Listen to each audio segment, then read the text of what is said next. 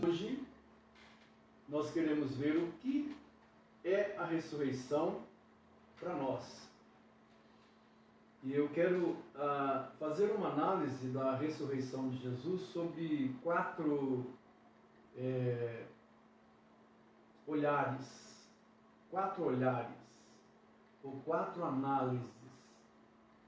Primeira, a análise histórica da ressurreição de Jesus.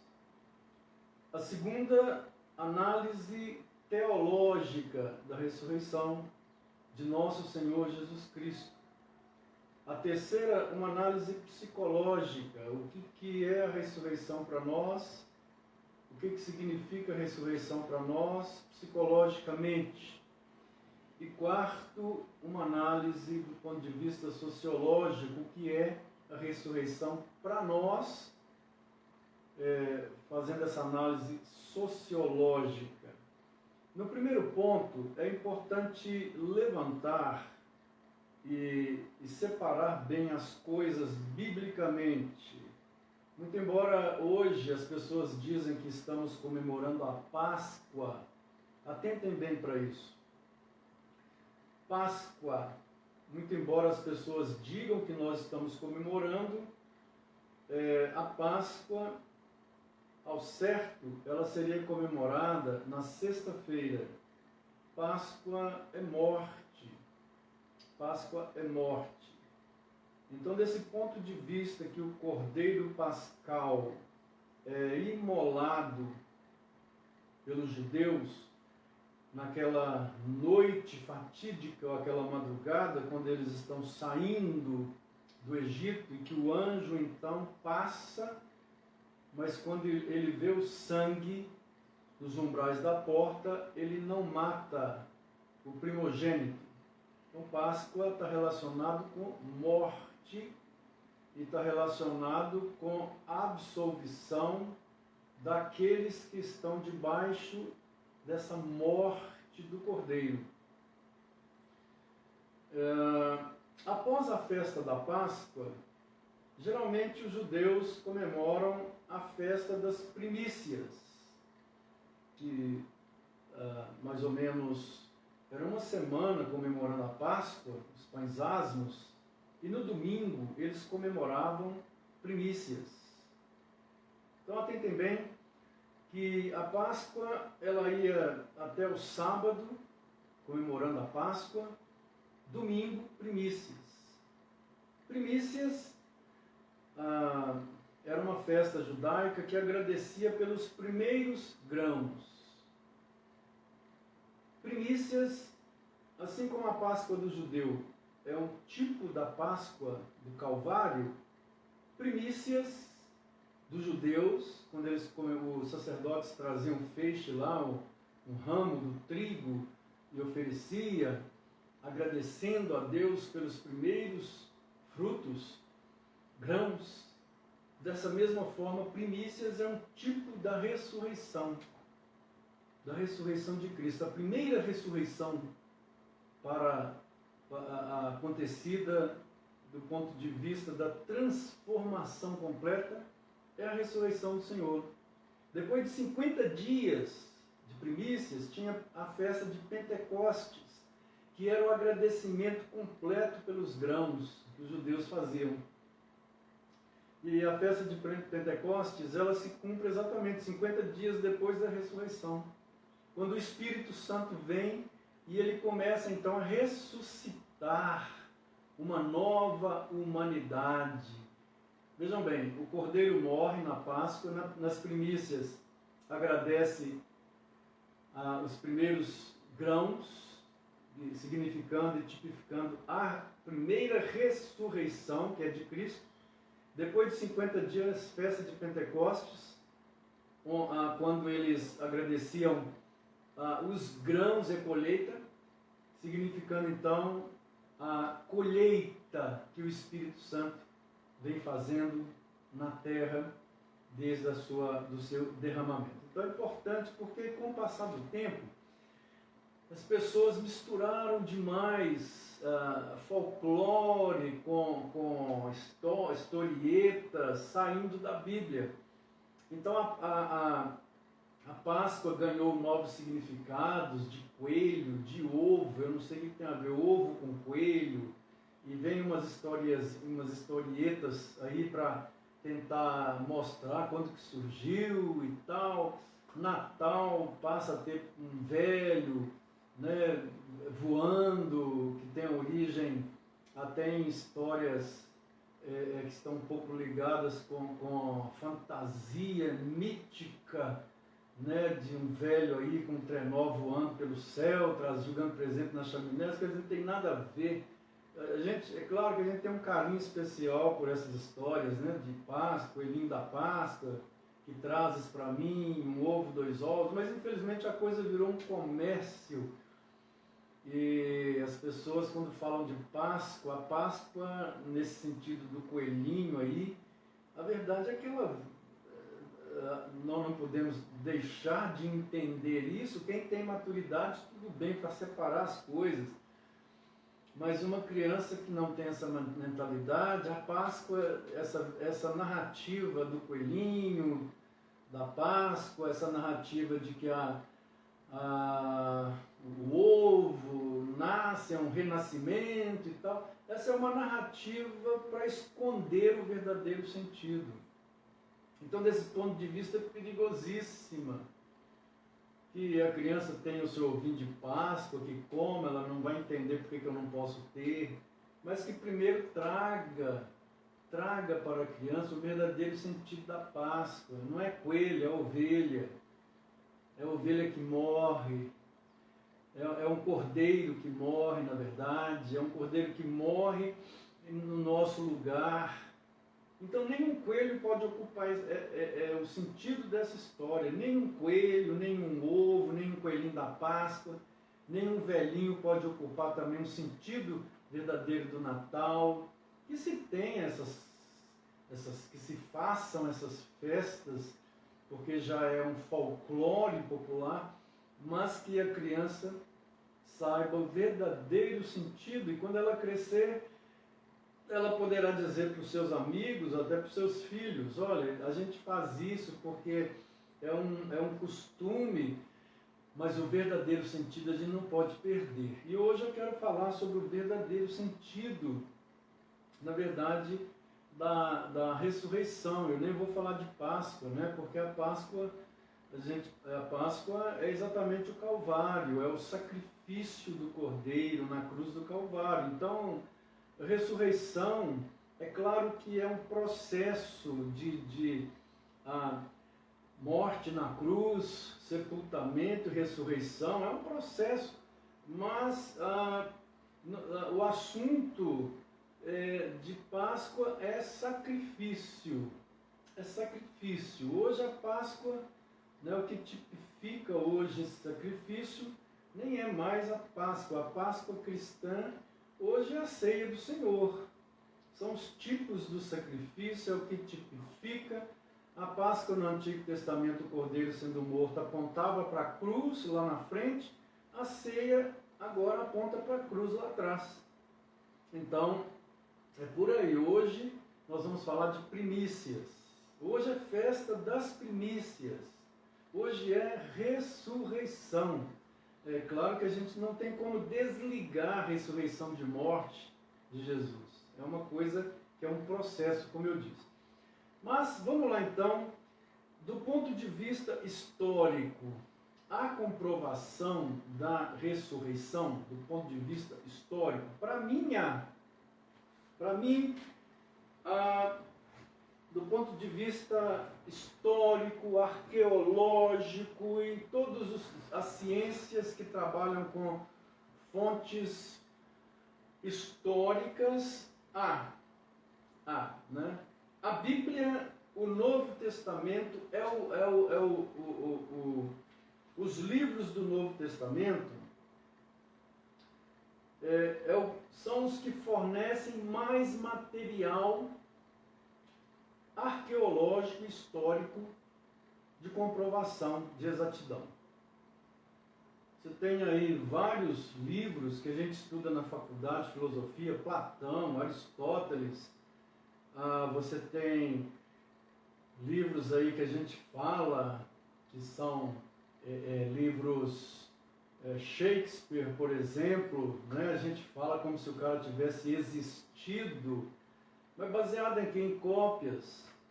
E em cópias recentes, porque o que nós temos aí de Platão, de Aristóteles, dos pré-socráticos e etc e tal, são cópias aí dos séculos XVI, talvez XVII, até de Shakespeare, por exemplo, são cópias que tem, nós nem sabemos se Shakespeare existiu de fato, ou se foi uma criação, são cópias.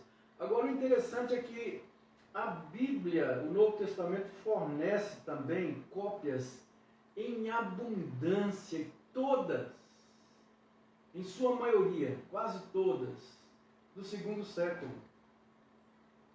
Então, se for olhar do ponto de vista de veracidade, né, de datação por carbono, de algo que merece confiança, mais do que todos os livros que nós temos, é esse aqui.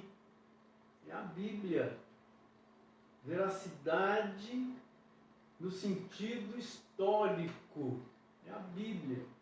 E não é uma cópia só do Novo Testamento, né? São milhares de manuscritos, de pedaços de manuscritos, de fragmentos de manuscritos, enfim. Então, para mim, a Bíblia já é suficiente, não precisaria de mais nada. Entretanto, o Jesus histórico, ninguém duvida de que Jesus existiu, porque há outras fontes além da Bíblia que falam de Jesus. Há outras fontes aí da época que falam de Jesus. O historiador judeu, por exemplo, Joséfo, ele conta a história lá, fala muito de Jesus, da morte, da mãe, do movimento. E é um historiador judeu que escrevia para os romanos. E assim, além dele há outras fontes. Então, ninguém até hoje duvida que Jesus de Nazaré, do ponto de vista histórico, viveu aqui nessa terra, um homem que mudou a mentalidade da sua época, que tinha uma mensagem linda e maravilhosa, Jesus de Nazaré, e que foi morto pelo Estado romano. Ninguém duvida disso, historicamente. Você vai procurar lá na história, lá está o Jesus histórico. A grande questão é a ressurreição corpórea, corporal desse Jesus histórico, que a partir do século XIX começa-se a colocar uma interrogação, principalmente por causa do positivismo do século XVIII, que vai dar a luz do iluminismo, que vai dar a luz ao positivismo. O que era o positivismo? Era uma linha filosófica que influenciou toda a ciência. Então, o positivismo é o seguinte, num palavreado bem fácil. A verdade é aquilo que eu posso ver, pegar, comprovar, oferecer, manipular, experimentar no sentido de poder manipular, de poder comprovar, repetir a comprovação, recomprovar, e por aí vai. Então, o positivismo, de uma forma bem fácil, é o que eu posso ver, ouvir e pegar. De uma forma bem simples para entender o que foi essa linha filosófica que influenciou tremendamente todas as ciências. Então, a partir do século XIX, a ciência descarta a metafísica.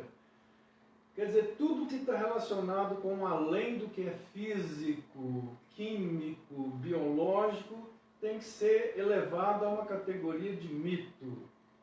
Lembrando aqui que mito não significa que é mentira. Tá certo? Mito é uma explicação que alguém tenta dar um fenômeno que está além da sua capacidade. Mas não é esse bem o assunto. Então, a partir do século XIX, o positivismo descarta a metafísica e, portanto, como a ressurreição para o positivismo, não só a ressurreição, os milagres, andar em cima d'água, transformar, multiplicar pães, ressuscitar mortos, isso não é racional, não pode ser explicado pela razão. Então, isso ficou descartado a um segundo plano, a um plano metafísico mítico. E a verdade é que a teologia foi tremendamente influenciada, principalmente a teologia alemã, dando início então a uma chamada teologia liberal, que atingiu as igrejas protestantes, foram atingidas por ela, a Igreja Católica, e assim apareceram teólogos aí, dessa enormidade de teólogos, dentre os quais eu quero citar Bultmann, e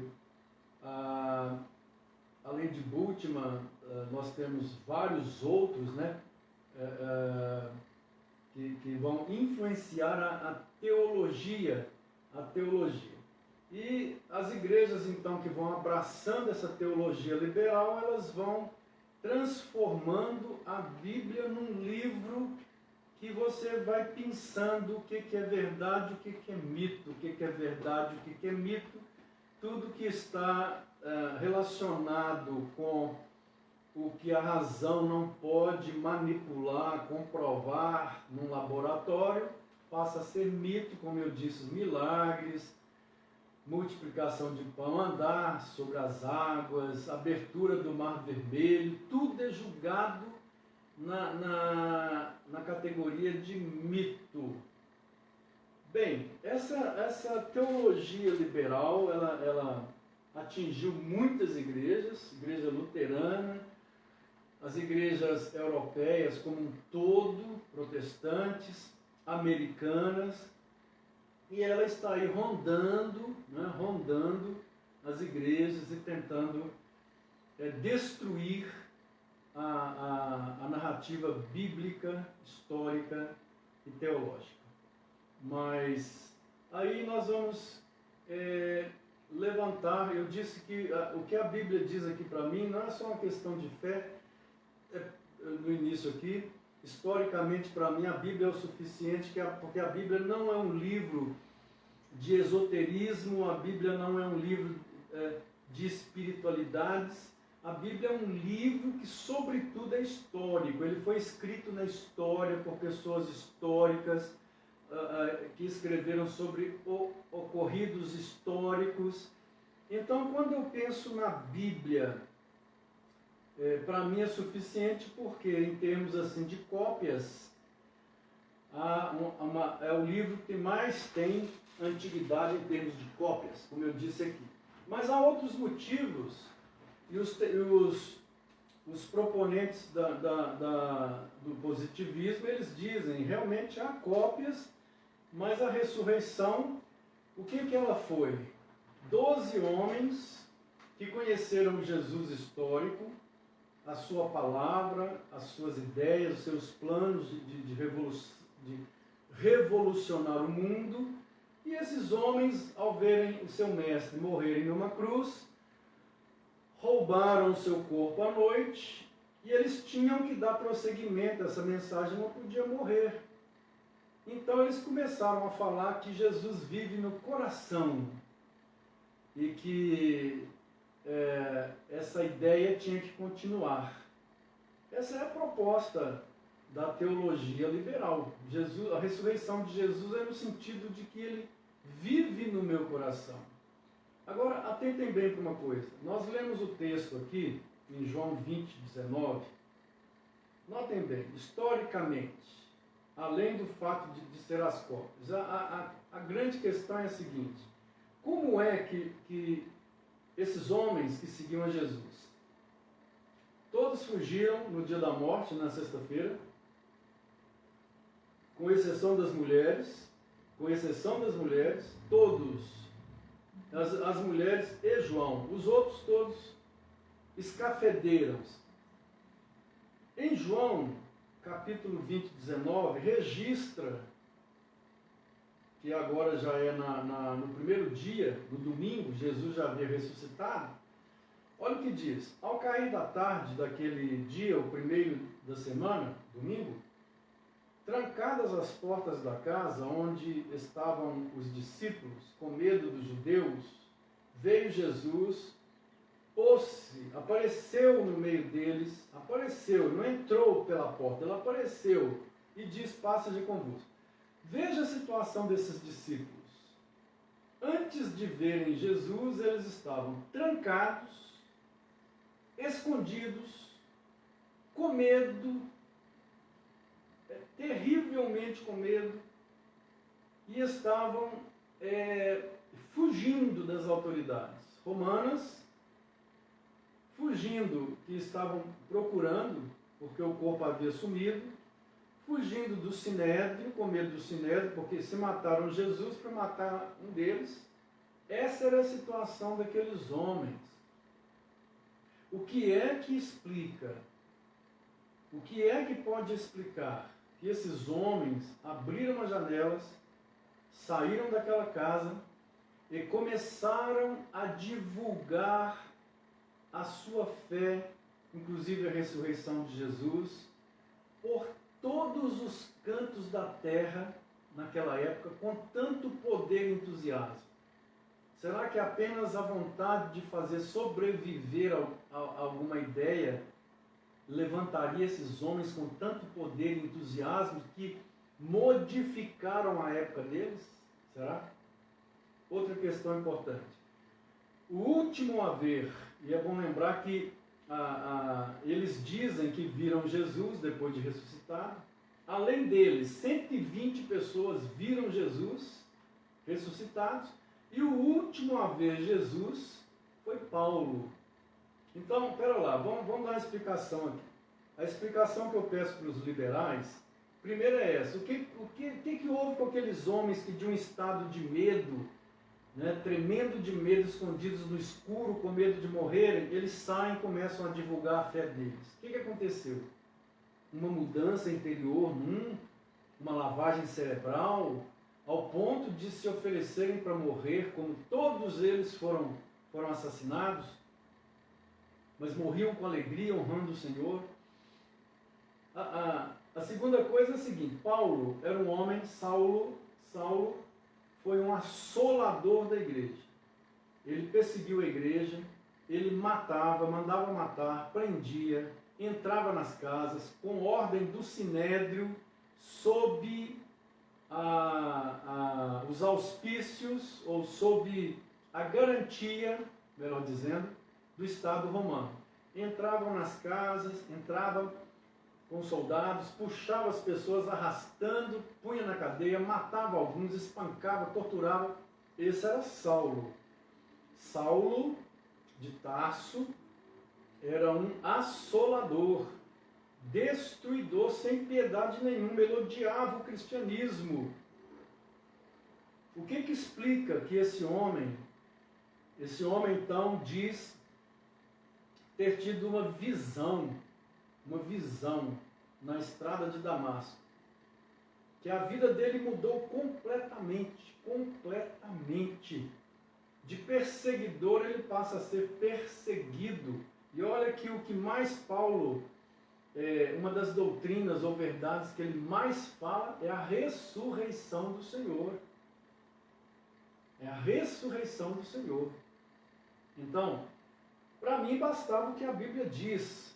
E nem é questão de fé apenas, não. É questão aqui da veracidade histórica dos livros que nós temos mais, que oferecem mais cópias antigas do que todos eles que todo mundo lê hoje. Você lê Platão e acredita que Platão existiu. Você lê Aristóteles, que as cópias são do século XVI, XVII ou XVIII, você acredita que estuda filosofia com base em Aristóteles, Platão, a filosofia antiga, e acredita. Mas olha, a Bíblia, ela tem, o Novo Testamento são mais de 1000 cópias, fragmentos. e datados aí do primeiro e segundo século. Então, pois bem, do ponto de vista histórico, Jesus existiu. Para mim, não é apenas uma questão de fé, é uma questão de historicidade. Para mim, houve a ressurreição do ponto de vista histórico. Porque pela fé eu já aceito mesmo, não é a questão. Por que houve do ponto de vista histórico? Porque o túmulo está vazio, não encontraram o corpo. Os 11 viram Jesus ressuscitado, as mulheres viram, depois mais de 120 pessoas viram, depois por último Paulo viu. O corpo não foi oferecido. Nós sabemos hoje que enquanto o corpo não for achado, se alguém é morto, para a lei aquela pessoa não está morta, enquanto o corpo não for achado.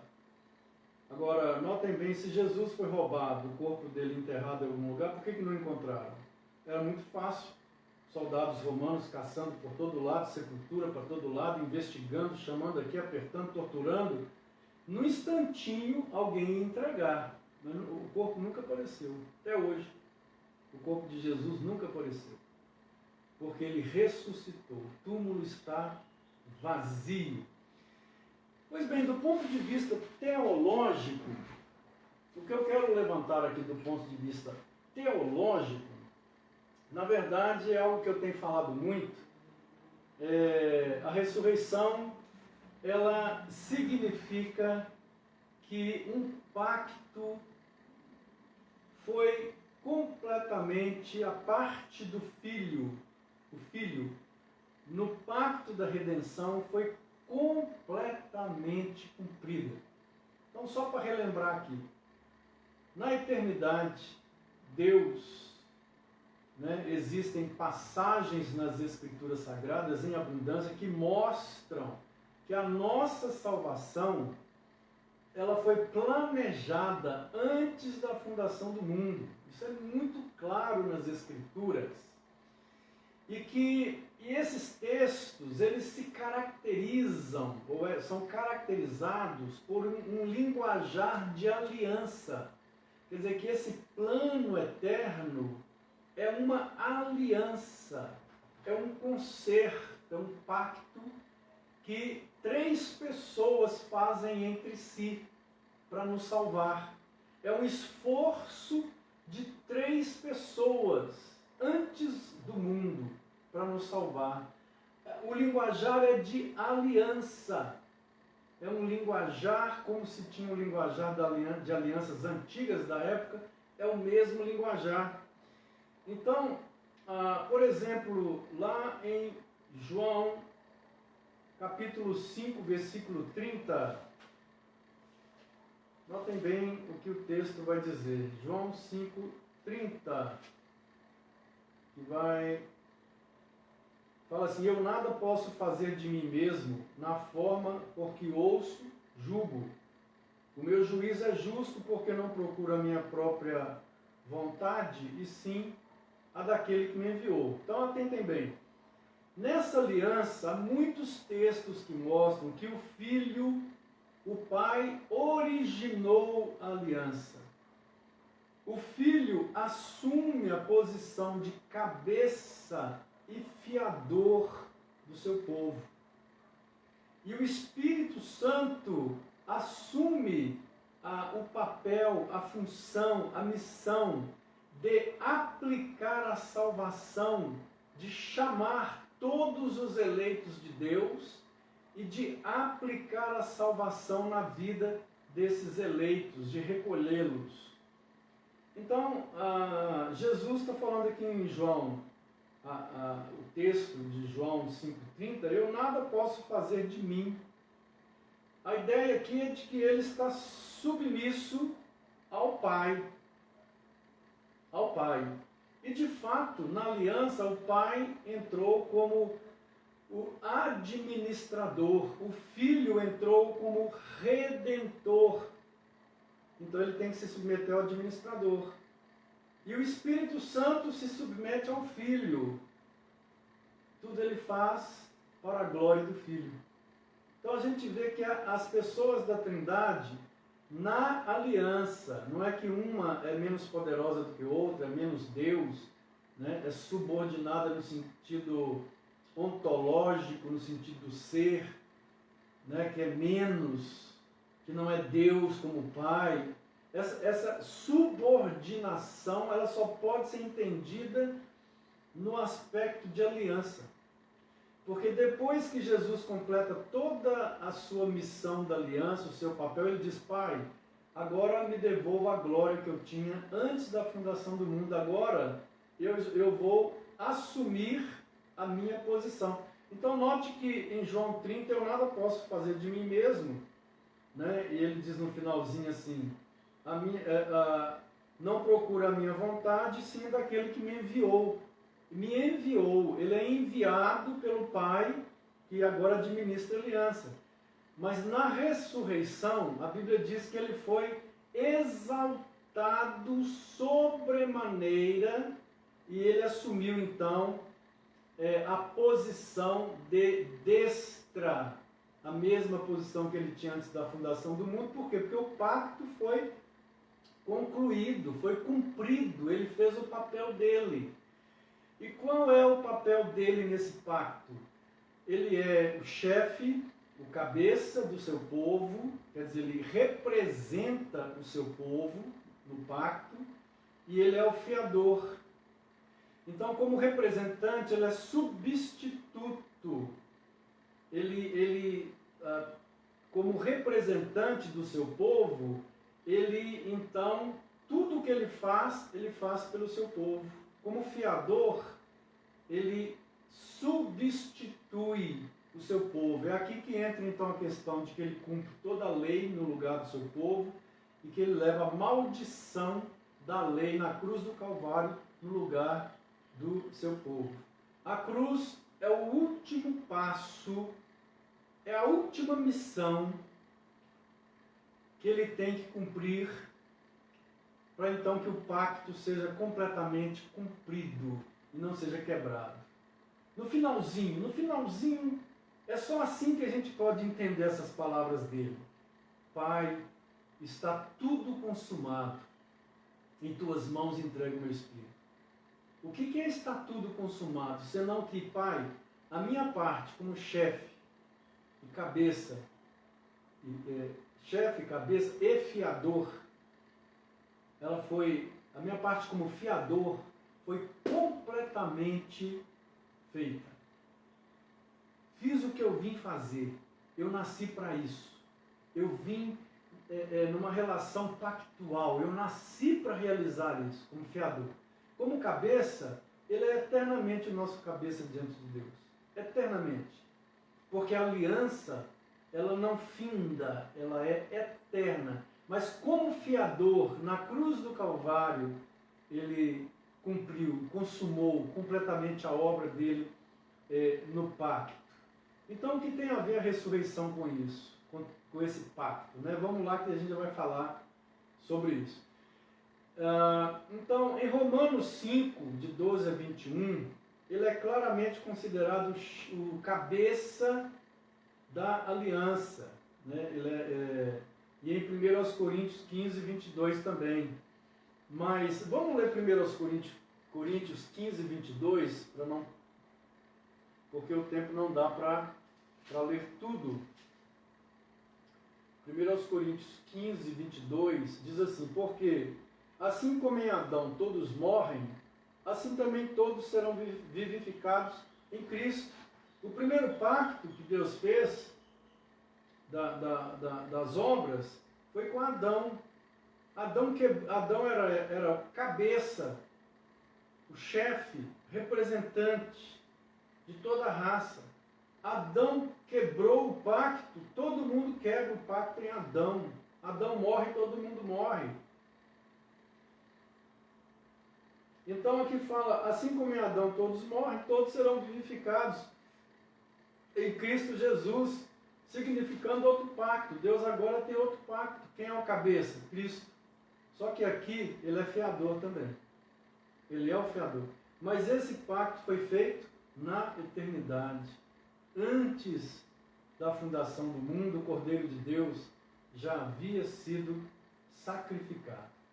Então a ressurreição de Jesus, ela significa uma coisa só, que o pacto se concluiu eternamente.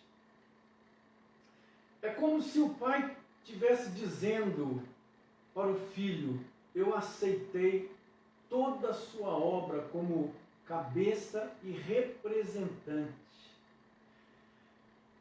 Perdão, como cabeça ou representante, que é a mesma coisa, e fiador. Fiador. Então, como chefe e fiador, eu aceitei.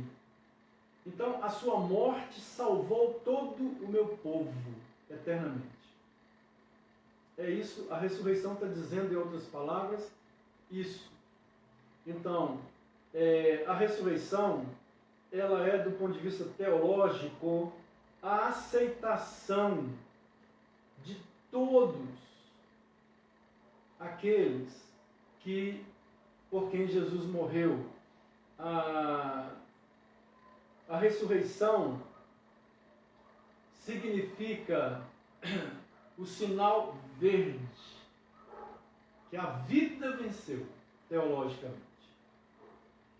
Ok? Então, do ponto de vista teológico, eu estou analisando somente essa questão do pacto aqui, né? Estou restringindo a função do Filho no pacto eterno da redenção, o pacto que foi feito para a nossa salvação, no qual o Filho entrou como chefe, cabeça e fiador.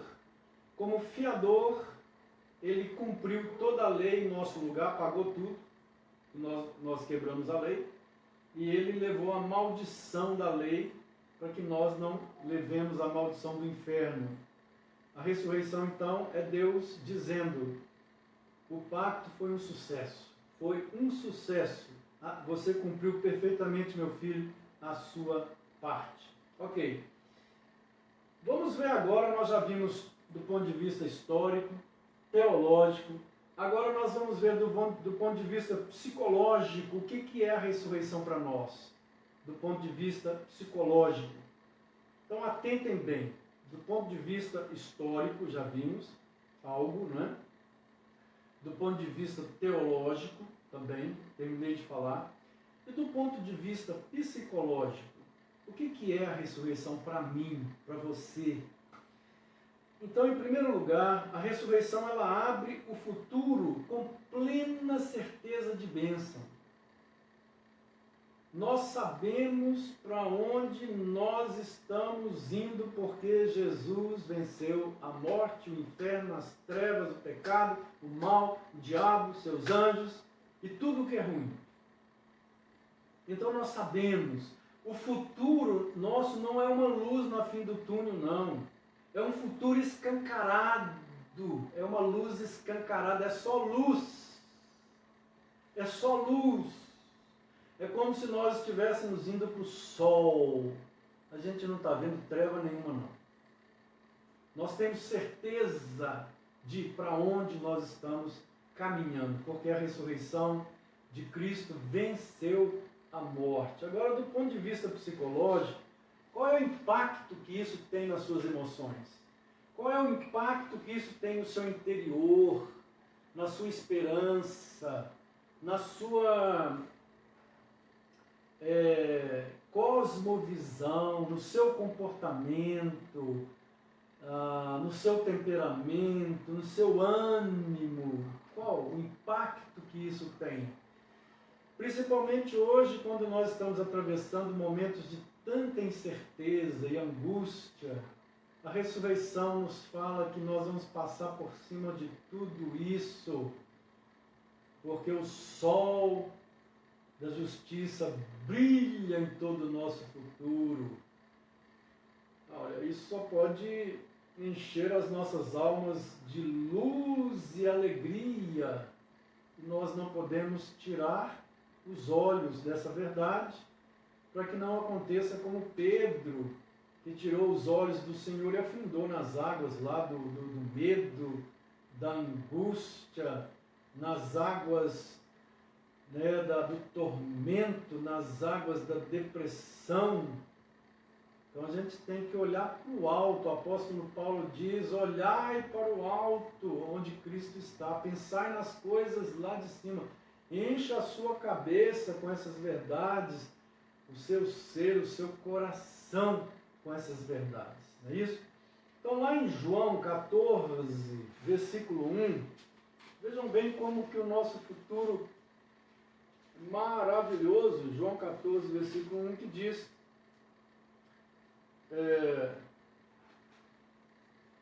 não se turbe o vosso coração. Não se turbe o vosso coração. A Bíblia está cheia dessa mensagem. Ser forte e corajoso, não é isso? Eis que eu te tomo pela mão direita. Não se turbe o vosso coração. Na casa do meu Pai há muitas moradas. É para essa casa que nós estamos indo. É isso mesmo?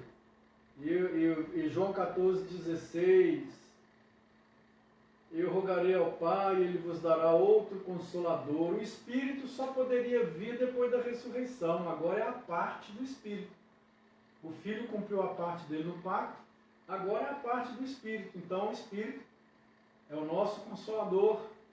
Ele, pelo Evangelho, vem chamando todos os eleitos de Deus de toda a face da terra e recolhendo e aplicando na vida deles essa salvação maravilhosa. E ainda João 14, 18, não vos deixarei órfãos, não vos deixarei, voltarei para vós outros, não é isso mesmo? Mas há um texto aqui em Filipenses, Paulo fala, né, com respeito à questão psíquica. É uma reação do apóstolo Paulo aqui em Filipenses. Esse texto eu não anotei não, então eu vou, se eu não encontrar eu falo ele de cor, porque eu sei de cor, né? Mas ele está em capítulo 3, ele fala assim, capítulo 3, 13, irmãos, Filipenses 3, 13, quanto a mim, não julgo havê-lo alcançado, mas uma coisa faço, olha só, esquecendo-me das coisas que para trás ficam e avançando para as que diante de mim estão, prossigo para o alvo, para o prêmio da soberana vocação de Deus em Cristo Jesus. Esquecendo, seguindo, alvo, futuro, projeto. Notem que uma das características de uma pessoa que está deprimida é que o futuro se fecha, que o céu se torna um chumbo e que tudo se torna cinza na vida, né? Mas olha o que Paulo fala aqui, que há um alvo no futuro, esquecendo do que passa, eu sigo. Que alvo é esse? Esse alvo é exatamente a glória celestial. A glória celestial. Então, a ressurreição do Senhor é fonte de saúde psíquica, mental, emocional, existencial. Os discípulos estavam lá no registro de João, capítulo 20, versículo 19, que foi o texto que eu li. Olha a situação emocional desses homens, psicológica desses homens. Ao cair da tarde daquele dia, o primeiro dia da semana, trancadas as portas da casa onde estavam os discípulos com medo dos judeus. Com medo, tudo escuro. Não faz barulho não. Tremendo, batendo os queixos de medo. Isso aqui retrata uma vida que se fecha no quarto. Se fecha para todo mundo, com medo da vida, com medo da existência, com medo do amanhã, com medo das fantasias, dos demônios e dos fantasmas, dos problemas, imaginários ou não. E então o texto diz, paz seja convosco. Jesus se colocou no meio deles e diz, paz seja convosco. Tenham paz. Tenham paz. E paz aqui, né, no hebraico, shalom. Shalom, o shalom hebraico, a paz hebraica, é muito mais que a paz do português, né? Paz hebraica é quietude interior, é alegria, é prosperidade, é saúde, é força, é coragem, é tudo isso. Depois que eles veem o Senhor aqui, as janelas se abrem, a vida se abre. Então a ressurreição, do ponto de vista psíquico, ela tem um poder extraordinário para mudar completamente o nosso interior, as nossas emoções, a nossa visão do futuro. Muito bem, por último, qual é então o sentido ou a implicação sociológica da ressurreição? Nós já falamos aqui da questão histórica da ressurreição. A ressurreição ela foi um fato histórico, num determinado contexto. A ressurreição, nós vimos também a questão teológica, psicológica, agora sociológica. A verdade é que Jesus não veio salvar uma pessoa. Ele não morreu por uma pessoa. Lá em Isaías 53 diz sobre a morte dele e como resultado, lá fala o seguinte, Deus falando: em recompensa eu darei a ele muitas pessoas de presente. E em recompensa à morte dele, Deus, o Espírito Santo, vem recolhendo o seu presente, que é uma promessa pactual. Vamos tentar ler lá em Isaías 53, essa questão dessa promessa, né? Deus, o Pai, então, daria ao Filho. Aqui vem falando, né, que o juiz opressor foi arrebatado de sua linhagem, quem dela cogitou, foi cortado a terra dos viventes e tal. E depois vai falando no versículo: todavia ao Senhor agradou moê-lo, fazendo enfermar, quando der ele a sua alma como oferta pelo pecado, verá a sua posteridade. Enfim, no versículo 11 diz assim: ele verá o fruto penoso, ele verá o fruto do penoso trabalho de sua alma e ficará satisfeito. Quer dizer, está consumado, cumpri a minha parte. O meu servo justo, com seu conhecimento, justificará a muitos, porque as iniquidades deles levará sobre si. Por isso, olha lá, versículo 12, é uma das promessas que o Pai faz no pacto da redenção. Por isso eu lhe darei muitos como a sua parte. Muitos como a sua parte. Quem são esses muitos? São esses que o Espírito Santo tem chamado através da pregação do Evangelho. Eles vão ouvir onde eles estiverem e em um determinado dia virão a Jesus. O céu não é lugar de uma pessoa. O céu é uma nova sociedade.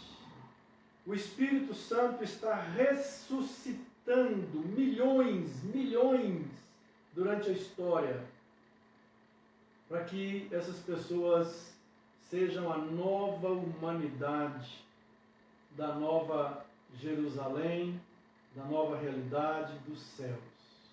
Todo aquele que ouvir o Evangelho e quiser Jesus, e receber Jesus como seu Senhor e Salvador verdadeiramente, se converter a Ele, se submeter a Ele como Senhor e Salvador da sua vida, essa pessoa, ela faz parte dessa família.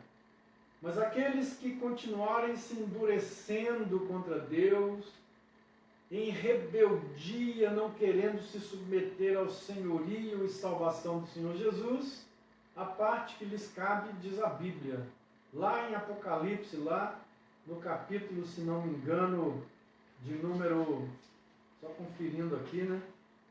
Apocalipse 20, 21,